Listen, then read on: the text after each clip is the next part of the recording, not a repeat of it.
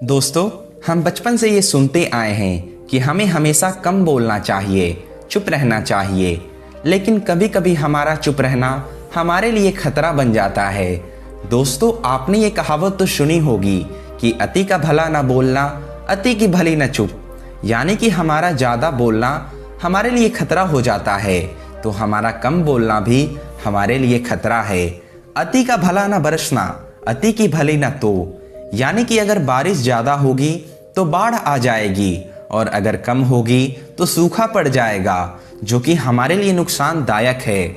और ना ही हम अत्यधिक धूप को सहन कर सकते हैं और ना ही अत्यधिक ठंड को। इसीलिए किसी भी काम की अति नहीं करनी चाहिए। कहते हैं कि किसी कार्य या फिर वस्तु की अपनी एक सीमा होती है, इस सीमा को पार करना अति है। जब कोई भी कार्य की अति होती है तो वो नष्ट हो जाता है। इसीलिए कार्य या फिर वस्तु को सुखद रहने के लिए सामान्य स्थिति ही ठीक है। अत्यधिक सुंदरता होने के कारण माता सीता का अपहरण हो गया था। अत्यधिक घमंड के कारण रावण मारा गया। अत्यधिक दानी होने के कारण राजा हरिश्चंद्र को घोर संकट उठाना पड़ा। अत्यधिक मद्यपान करने के कारण व्यक्ति शीघ्र मर जाता है। अत्यधिक सुंदरता ही अमरपाली के दुखों का कारण बनी। हर चीज की एक मर्यादा का समय होता है, और उस समय से बाहर किया गया कार्य उसकी बल, प्रतिष्ठा और शक्ति को नष्ट कर देता है।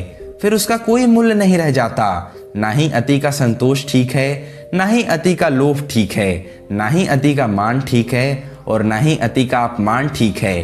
क्योंकि जब हम हद से ज़्यादा किसी का सम्मान करते हैं तो उसे अहंकार आ जाता है, और जब हम किसी को हद से ज़्यादा अपमान करते हैं तो वो आत्महत्या कर लेता है। ना ही अति का बोलना उचित है और ना ही अति का चुप रहना। आज मैं आपको जो बताने जा रहा हूँ वो है कि हमें किन स्थानों पर चुप नहीं रहना चाहिए। दोस्तों, वैसे तो कहा गया है कि व्यक्ति को कम से कम बोलना चाहिए, इतना भी चुप नहीं रहना चाहिए कि लोग आपको असमर्थ और शक्तिहीन ही समझने लगे। क्योंकि कई बार ऐसा होता है कि अधिक शांत स्वभाव में रहने वाले व्यक्ति को लोग समझना ही बंद कर देते हैं। उसके चुप रहने की आदत को उसकी कमजोरी समझ लेते हैं, और इसी स्वभाव के चलते लोग उसे चिढ़ाने लगते हैं, उसकी निंदा और अपमान कर बैठते हैं। उसकी चुप्पी को वो अपनी ताकत समझ लेते हैं, और आपके चुप रहने से उसे अपराध करने का बल मिल जाता है, और वो निर्भय होकर बुरे कर्मों में संलग्न हो जाता है। उसे लगता है कि वो जो भी करेगा, जो भी बोलेगा, उसका कोई विरोध करने वाला है ही नहीं। वो जितना चाहे आपके साथ मनमर्जी कर सकता है। लेकिन दोस्तों, मेरा एक बात हमेशा याद रखना, यदि किसी स्थान पर आपका चुप रहने से अपराध होता है तो उसके जिम्मेदार आप होते हैं। इसीलिए समय आने पर आपको आवाज भी उठाना चाहिए, आपके लिए भी और दूसरों के लिए भी। क्योंकि आपका थोड़ा सा बोलना भी उसे कमजोर बना देता है। इतिहास प्रमाण है कि जिस जगह पर लोगों ने अपने मुंह पर ताले लगा लिए थे, वहां भयंकर अपराध के साथ विनाश हुआ था। बहुत ही पुराने समय की बात है। एक नदी के किनारे आश्रम में कई शिष्य पढ़ते थे। उनमें से एक शिष्य बहुत ही शांति प्रिय और सरल स्वभाव का था, और वो बहुत ही कम बोलता था। उसके इसी स्वभाव के चलते आश्रम के सभी शिष्य उसकी हंसी उड़ाते थे, उसका मजाक बनाते थे, उसे बात बात पर डांटते रहते थे। कभी कभी दूसरे शिष्य उसका अपमान करते थे, परंतु उसने इस बात की शिकायत कभी भी गुरु से नहीं की। इसका परिणाम ये हुआ कि एक दिन आश्रम के शिष्य ने उसे बुरी तरह से अपमानित किया और मारा पीटा। जब ये बात गुरु को पता चली तो गुरु ने उस शिष्य को अपने पास बुलाया और उससे पूछा कि इन लोगों ने तुम्हें क्यों मारा, आखिर तुमने ऐसा क्या कर दिया। गुरु की ऐसी बात सुनकर वो शिष्य रोने लगा और गुरु से बोला कि गुरुदेव, मैंने तो कुछ भी नहीं किया है, मैं तो उनसे कभी बोलता भी नहीं, लेकिन ये लोग मुझे हमेशा ही परेशान करते रहते हैं, मेरा मजाक बनाते रहते हैं, मुझे अपमानित करते रहते हैं, और आज इन लोगों ने मुझे बहुत मारा। लेकिन गुरुदेव, इसमें मेरी कोई गलती नहीं है। पता नहीं ये सब मेरे से क्या चाहते हैं, क्यों मेरे पीछे पड़े रहते हैं। उस शिष्य की पूरी बात सुनने के बाद गुरु ने उसे अपने पास बिठाया और समझाया कि पुत्र, जब तुम इस आश्रम में आए थे, क्या तब इन लोगों ने तुम्हारे साथ दुर्व्यवहार किया था। गुरु की ऐसी बात सुनकर वो शिष्य बोला कि नहीं गुरुदेव, जब मैं शुरू इस आश्रम में आया था तब मुझे किसी ने कुछ भी नहीं कहा था। ये लोग मेरे से अच्छी तरीके से बात किया करते थे। फिर गुरु ने शिष्य से कहा, तो फिर अब ये तुम्हें परेशान क्यों करते हैं? गुरु की ऐसी बातें सुनकर वो शिष्य बोला कि मुझे नहीं पता गुरुदेव। फिर गुरु ने उस शिष्य को बताया कि बेटा, इनको ऐसा करने के लिए तुमने ही मौका दिया है। तुम्हारा चुप रहना ही इनको हिम्मत देता है। आपकी चुप्पी ही आपके दुखों का कारण है। यदि आप चुप ना रहते और इनकी बातों का साथ साथ में जवाब देते तो इनमें भय के कारण ये दुष्ट प्रवृत्ति जागृत नहीं होती। फिर गुरु ने उससे कहा कि बेटा, शांत रहने से अपराधियों को बल मिलता है। इसीलिए अगर कोई तुम्हारे साथ गलत करता है तो तुम्हें उसी समय बोलना चाहिए, उसका सामना करना चाहिए। अगर तुम उस समय नहीं बोलोगे, उनका सामना नहीं करोगे तो वो तुम्हें परेशान करते रहेंगे। क्योंकि जब आप बोलते नहीं हैं तो लोग आपको कमज़ोर समझने लगते हैं और फिर वो आपका अपमान करने लगते हैं। इसीलिए जहाँ पर बोलने की ज़रूरत हो वहाँ पर हमें बोलना चाहिए, उनका सामना करना चाहिए। अगर तुम उस समय बोलोगे नहीं, उनका सामना नहीं करोगे तो वो तुम्हें परेशान करते रहेंगे। क्योंकि जब आप बोलते नहीं हैं तो लोग आपको कमज़ोर समझने लगते हैं, फिर वो आपका अपमान करने लगते हैं। क्योंकि जहाँ पर बोलने की ज़रूरत हो वहाँ पर हमें बोलना चाहिए। क्योंकि ज़रूरत से ज़्यादा बोलना और ज़रूरत से ज़्यादा चुप रहना हमारे लिए हानिकारक होता है। इसके बाद गुरु शिष्य से कहते हैं कि बेटा, आज मैं आपको 8 ऐसे स्थान बताऊंगा, 8 ऐसी परिस्थितियां बताऊंगा जहां पर हमें कभी भी चुप नहीं रहना चाहिए। वहां पर हमें हमेशा बोलना चाहिए। अगर आप वहां पर नहीं बोलोगे तो आप मुसीबत में पड़ जाओगे। इसके बाद गुरु शिष्य से कहते हैं कि बेटा, पहला स्थान जहां हमें चुप नहीं रहना चाहिए वो है जहां पर अपराध हो रहा हो। वहां पर हमें कभी भी चुप नहीं बैठना चाहिए। देखो बेटा, जहां पर आपको लगे कि आपके चुप रहने से किसी को सुख की प्राप्ति हो सकती है तो वहां पर आप चुप रह सकते हैं। लेकिन जहां पर आपको लगे कि आपके चुप रहने से किसी को दुख की प्राप्ति हो सकती है तो वहां पर बिल्कुल भी चुप ना बैठे। फिर गुरु शिष्य से कहते हैं कि बेटा, जहां पाप का बल बढ़ रहा हो, जहां छल कपट हो रहा हो, ऐसी जगह पर कभी भी चुप मत रहना। क्योंकि उस समय आपका चुप रहना अपराध को और भी ज्यादा बढ़ावा देता है। फिर गुरु उस शिष्य से कहते हैं कि बेटा, महाभारत में जब युधिष्ठिर अपने चारों भाइयों के साथ जुए में द्रौपदी को हार गए थे, उसके बाद जब हस्तिनापुर की राजसभा में द्रौपदी का अपमान हुआ, तब उस सभा में द्रोणाचार्य, धृतराष्ट्र, भीष्म पितामह और कुलगुरु कृपाचार्य जैसे कई ज्ञानी थे, लेकिन उन्होंने चुप्पी साधे रखी और दूसरे का विरोध नहीं किया। फिर उसी का परिणाम महाभारत का भीषण युद्ध निकला। अगर उस समय भीष्म पितामह, कुलगुरु कृपाचार्य चुप नहीं रहते और उस अपराध का विद्रोह करते, द्रौपदी का अपमान होने से रोकते, तो कभी भी महाभारत का भीषण युद्ध नहीं होता। फिर गुरु शिष्य से कहते हैं कि बेटा, यदि कोई तुम्हारा अपमान कर रहा हो, तुम्हें उस समय बिल्कुल चुप नहीं रहना चाहिए। तुम्हें अपने अपमान का जवाब देना चाहिए। इसके बाद गुरु शिष्य से कहते हैं कि बेटा, दूसरा स्थान वो है जहां हमें कभी भी चुप नहीं रहना चाहिए। जहां पर बात प्रतिष्ठा की हो, बात सम्मान की हो, वहां पर हमें कभी भी चुप नहीं बैठना चाहिए। देखो बेटा, इस संसार में ऐसा कोई भी व्यक्ति नहीं है जो सम्मान से जीना नहीं चाहता। हर कोई संसार में सम्मान प्रतिष्ठा के साथ रहना चाहता है। फिर गुरु शिष्य से कहते हैं कि बेटा, जिसका सम्मान नहीं होता, जिसकी समाज में प्रतिष्ठा नहीं होती, ऐसे व्यक्ति का होना ना होना एक बात है। हमें अपने सम्मान के लिए जीना मरना चाहिए। जिस जगह आपके सम्मान का सवाल हो वहाँ हमें बिना डरे, बिना संकोच के बेधड़क बोलना चाहिए। ऐसे स्थान पर यदि व्यक्ति चुप रह गया तो जीवन भर सम्मान के लिए तरसता रह जाएगा। बेटा, मनुष्य के लिए अपमान मृत्यु के समान होता है। इसीलिए जहाँ पर आपका अपमान हो रहा हो, आपको वहाँ पर चुप नहीं रहना चाहिए। ऐसे में जीवन भर आपके साथ गलत ही होता रहेगा।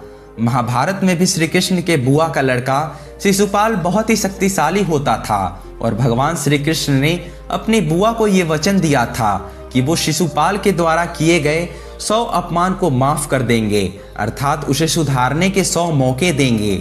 लेकिन जब शिशुपाल युधिष्ठिर के राष्ट्रीय यज्ञ का हिस्सा बनने पहुंचा तो शिशुपाल ने भगवान श्री कृष्ण का घोर अपमान किया। लेकिन वहां पर मौजूद सभी लोग चुप रहे। जिसके बाद श्री कृष्ण ने उसके 100 अपराधों को माफ करने के उपरांत अपने सुदर्शन चक्र को चलाकर शिशुपाल का सर धड़ से अलग कर दिया। फिर गुरु शिष्य से कहते हैं कि तीसरा स्थान वो है जहां हमें चुप नहीं रहना चाहिए। वो है मानवता की रक्षा। जिस जगह मानवता को शर्मसार किया जाता हो, जहां मानवता की हत्या हो रही हो, उसे देखकर जिसका खून नहीं खौलता वो मनुष्य कहलाने का अधिकारी नहीं है। जो व्यक्ति इंसानियत को मरते हुए अपनी आंखों से देखता है और चुप रहता है, उसका भी उस पाप में उतना ही योगदान है जितना कि करने वाले का है। कभी कभी हम देखते हैं कि कोई बेचारा मर रहा है, कोई भूख से तड़प रहा है, कोई दुष्टों द्वारा सताया जा रहा है, किसी का अपहरण हो रहा है, किसी की बहन बेटियों को बेइज्जत किया जा रहा है, फिर भी लोग मूर्ख दर्शक बनकर चुपचाप देखते रहते हैं, कोई भी आवाज नहीं उठाता। हमारी इस रवैये से अपराधियों को बल मिलता है। इसीलिए हमें चुप नहीं रहना चाहिए, क्योंकि आज उनके साथ हुआ है तो कल हमारे साथ भी ऐसा हो सकता है, और जब हमारे साथ होगा तो लोग भी चुप बैठेंगे। फिर गुरु शिष्य से कहते हैं कि बेटा, अगर आपके सामने किसी और पर अत्याचार हो रहा हो तो आपको कभी भी चुप नहीं बैठना चाहिए। फिर गुरु शिष्य से बताते हैं कि बेटा, महाभारत में सम्राट जरासंध ने कई राजाओं को अपनी कारागार में बंदी बना लिया था, क्योंकि वह चक्रवर्ती सम्राट बनना चाहता था। वो किसी को भी मारता नहीं था। इसका कारण ये था कि जिस दिन 101 राजा हो जाएंगे तो वो महादेव को प्रसन्न करने के लिए उसकी बलि देगा। और ये बात उस समय के सभी राजाओं को पता था, लेकिन सबके सब राजा मौन रहे। किसी ने भी जरासंध का विरोध नहीं किया। लेकिन जब कर्ण अंग प्रदेश का राजा बना तो उसे जरासंध की ये बातें पता चल गई, और फिर उसने बंदी राजाओं को आजाद कराने के लिए लगातार 500 दिन तक जरासंध से युद्ध किया। और युद्ध के आखिर में जरासंध को बताया कि मुझे तुम्हारी कमजोरी का पता है, तुम्हें बीच में फाड़ कर मारा जा सकता है। ऐसी बात सुनकर जरासंध ने हार स्वीकार कर ली और सभी राजाओं को मुक्त कर दिया। इसीलिए बेटा, मानवता की रक्षा के लिए आवाज उठाना भी जरूरी होता है। आपका एक कदम किसी का जीवन बदल सकता है। फिर गुरु शिष्य से कहते हैं कि चौथा स्थान वो है जहां हमें चुप नहीं रहना चाहिए, जहां बात अधिकार की हो। जो अपने अधिकार के लिए नहीं बोलता वो अपनी आने वाली पीढ़ियों को गर्त में गिरा आता है। अपना अधिकार ना पाने का अर्थ है अपने आप को गुलाम बनाना। यदि आपका अधिकार मांगने से ना मिले तो हमें लड़कर छीनना चाहिए। महाभारत में पांडवों का अधिकार जब दुर्योधन ने देने से इनकार कर दिया तो पांडवों ने अपने अधिकार के लिए युद्ध लड़ा। हमारा अधिकार ही हमें स्वतंत्र रहने की प्रेरणा देता है। इसीलिए ध्यान रखें, जहां अधिकार की बात हो वहां हमें चुप नहीं रहना चाहिए। फिर इसके बाद गुरु शिष्य से कहते हैं कि पांचवा स्थान जहां हमें कभी भी चुप नहीं रहना चाहिए वो है जहां गुरु, ईश्वर और स्वामी की निंदा हो रही हो। वहां हमें प्रतिकार अवश्य करना चाहिए। जिसने हमें जन्म दिया था, हमारे माता पिता, और जिसने हमें शिक्षा दी, जिन्होंने हमें ज्ञान दिया अर्थात हमारे गुरु, और जिनकी कृपा से हम सभी काम कर पाते हैं अर्थात परम पिता परमेश्वर, इन सभी के बारे में हमें गलत नहीं सुनना चाहिए। और अगर आपके सामने कोई भी व्यक्ति इन सभी की निंदा करता है, अपमान करता है, तो वहां भी आपको मौन नहीं रहना चाहिए, उनका उचित जवाब देना चाहिए। आप खुद सोचो, जो हमारा पालन पोषण कर रहा है, यदि हम उसके बारे में बोल नहीं पाए तो हमारा जीवन तो व्यर्थ है। मनुष्य के जीवन के 3 पात्र बहुत ही महत्वपूर्ण हैं। ये 3 हमें एक दिशा देते हैं। इसके लिए बोलना हमारा परम कर्तव्य है। बेटा, जहां बात धर्म की हो वहां भी हमें चुप नहीं रहना चाहिए, क्योंकि जो मनुष्य धर्म की निंदा करता हो वो मनुष्य कहलाने के लायक ही नहीं है। सभी को एक दूसरे को धर्म की इज्जत करनी चाहिए ताकि हमारे समाज में बैर ना फैले, जहां धर्म की हानि ना हो। कई बार हमारे सामने लोग धर्म की बुराई करके चले जाते हैं और हम चुपचाप सुनकर रह जाते हैं। हम में से बहुत से लोग इस बात का प्रतिकार नहीं करते। ऐसा करने से धर्म के ऊपर पाप प्रबल हो जाता है और आगे चलकर हमारे धर्म को कुचल दिया जाता है। हमें किसी के धर्म की निंदा नहीं करनी चाहिए और अपने धर्म का अपमान होते हुए भी नहीं देखना चाहिए। धर्म ही मनुष्य की पहचान है।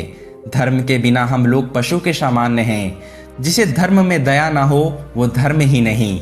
जिस जगह हमें दबाया जाता है वहाँ हमारे आने वाले पीढ़ियों को नष्ट करने जैसा होता है। जो अपने धर्म की रक्षा के लिए आवाज उठाता है वही मनुष्य श्रेष्ठ है। धर्म की रक्षा से देश की रक्षा होती है। फिर गुरु शिष्य से कहते हैं कि छठा स्थान जहां आपको कभी भी चुप नहीं बैठना चाहिए वो है शत्रु के द्वारा संकट खड़ा करने पर। कहते हैं कि बल में रहने वाले जीवों को जैसे सर्प खा जाता है वैसे ये पृथ्वी शत्रु से विरोध ना करने वाले को खा जाती है। जिस तरह से तिनकों में रहित स्थान पर गिरी हुई अग्नि अपने आप बुझ जाती है, उसी तरह शत्रुओं का विरोध ना करने वाला व्यक्ति वंश सहित नष्ट हो जाता है। फिर गुरु शिष्य से कहते हैं कि हमें अपने शत्रु के बारे में पता होना चाहिए, क्योंकि दुश्मन कमजोर है या फिर ताकतवर, इसका पता होने से उसके खिलाफ राजनीति बनाई जा सकती है। अगर दुश्मन आपसे ज्यादा शक्तिशाली हो तो उसे हराने के लिए मनुष्य को उसी तरह आचरण करना चाहिए। और वहीं अगर दुश्मन का स्वभाव कपट से भरा हुआ है, वो छल करने वाला है, तो उसे हराने के लिए उसकी जैसे ही नीतियां बनानी चाहिए। अगर दुश्मन आपके बराबर का है तो उसे विनय पूर्वक या फिर उसे बल से हराना चाहिए। लेकिन अगर दुश्मन आपसे ज्यादा शक्तिशाली है तो उसे हराने के लिए मनुष्य को उसी तरह के आचरण करना चाहिए। और वही अगर दुश्मन का स्वभाव कपट से भरा हुआ है, वो छल करने वाला है, तो उसे हराने के लिए उसकी जैसे ही नीतियां बनानी चाहिए। अगर दुश्मन आपके बराबर का है तो उसे विनय पूर्वक या फिर अपने बल से हराना चाहिए। या फिर आपका शत्रु आपसे ज्यादा शक्तिशाली है तो उसे पहले अपने नीतियों के जाल में फंसाए ताकि वो चाह कर भी बाहर नहीं निकल सके, और फिर आप उसे हरा सकते हैं। सातवां स्थान, जो व्यक्ति अपने पुत्र या पुत्री के स्वच्छता रूप से घूमने पर चुप रहता है वो अपने लिए तो मुसीबत खड़ी करता ही है, साथ ही साथ वो अपना जीवन बिगाड़ देता है। मेरे कहने का अर्थ उसकी आजादी को छीनना नहीं है, बल्कि उसे सही मार्गदर्शन देना है। मनुष्य का स्वयं का कर्तव्य है कि वो अपने स्त्री अपने पुत्र को अपने निगरानी में जाने दे। उनके लाड प्यार में इतना पागल न हो जाए कि वो जो भी करे उसे चुपचाप देखते रहें। यदि आपको कुछ भी गलत लगे तो उसका प्रतिकार अवश्य करना चाहिए, क्योंकि बच्चे को इतना लाड प्यार भी नहीं देना चाहिए कि वो गलत रास्ते पर चले जाएं।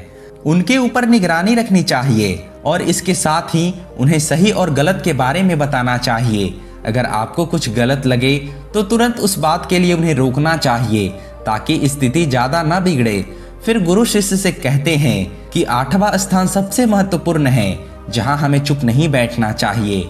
यदि कोई बाहर वाला व्यक्ति आपके परिवार या फिर नजदीकी व्यक्ति के बारे में कुछ गलत षड्यंत्र रच रहा हो, भले ही आप अपने परिवार के व्यक्ति से नाराज चल रहे हो या फिर वो आपको नहीं समझता हो, लेकिन फिर भी हमें बाहर के व्यक्तियों का प्रतिकार करना चाहिए। हमें उस समय ये नहीं सोचना चाहिए कि वो हमें अच्छा नहीं लगता, वो हमारी कोई बात नहीं सुनता, हमारा नजदीकी तो बहुत ही बुरा है। उस समय आपको चुप नहीं रहना चाहिए, क्योंकि वो संकट उसके लिए नहीं आपके लिए बनने जा रहा है, क्योंकि आप उस इंसान से जुड़ गए हैं। और मेरी एक बात हमेशा याद रखना बेटा, हमारे परिवार से बढ़कर हमारे लिए और कुछ भी नहीं है। जब हम परेशानी और मुसीबत में आते हैं तो हमारा परिवार ही हमारा साथ देता है।